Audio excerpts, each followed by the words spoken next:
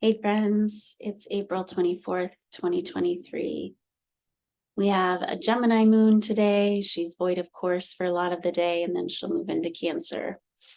We'll talk about all of that, but please join me in a silent minute to send peace out onto the planet where we need it. I'll start the timer now.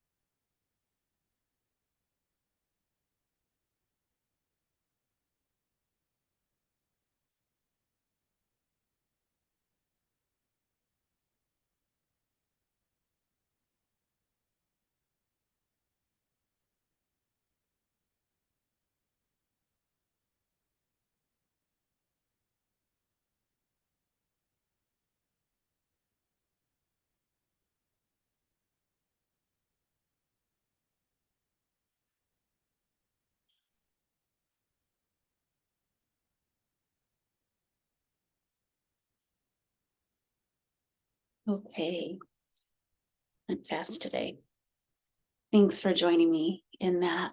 So again, we'll start the day with the moon in Gemini, and she is there until 8:15 a.m. Eastern time.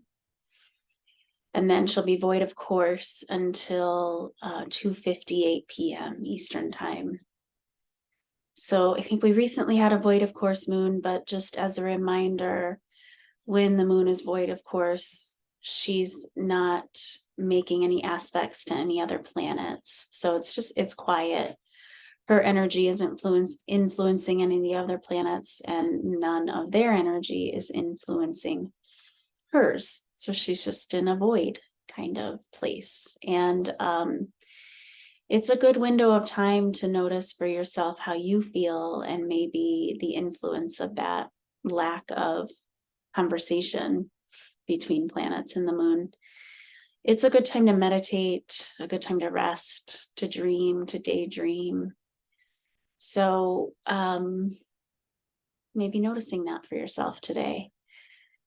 So she'll move into Cancer when she does move, but we'll talk a little bit about Gemini since some of the day is spent there. Gemini energy can support a lot of activity, especially mental activity. So Gemini tends to enjoy moving quickly. You might feel restless. Variety is the spice of life here, and shortcuts might be helpful.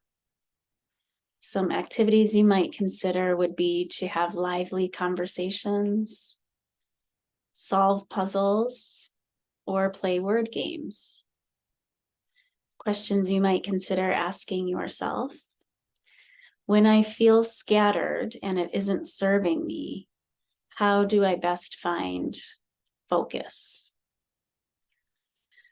Do I have a thought pattern that I feel stuck in that's preventing me from growing? If yes, what's one step I can take to begin shifting that pattern? So Cancer will be the next sign that the moon moves into, because she moves through the signs of the zodiac the same way all the time. So Gemini is after Cancer, and Cancer energy is all about the home. It's about where we came from, how we were supported, and how we were nurtured. So this moon energy can support us to express our emotions, but we can also lean into dependence or oversensitivity, or possibly even neediness in a lower vibration way when the moon is here. So just be mindful to respond instead of react from an overly emotional place. Some activities that a Cancer moon might support would be to indulge your compassionate and nurturing self. Be mindful of shutting down when the situation calls for you to be present. And allow for tenderness in your presence. Being near water is also a great thing to do when the moon is in Cancer. Just get to a lake shore or a river if you can. So the message that came through for today, it's important to be aware of illusions. The illusions that conditioned thinking wants you to take for truth. There isn't any truth in lack or limitation or scarcity. There isn't any truth in separation. You have the power to choose what you see, what you believe. You have the power to connect to the source of unity. You have the power to bring the light to the darkness. You have the power of awareness. Seems like that's a common theme lately for what's coming through me. This idea of being connected and connecting to the unity of all that is, and knowing that we're more than we see with our human eyes a lot of the time.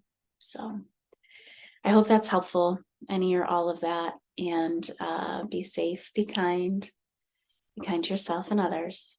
Be well. I'll look forward to seeing you in May. Take good care.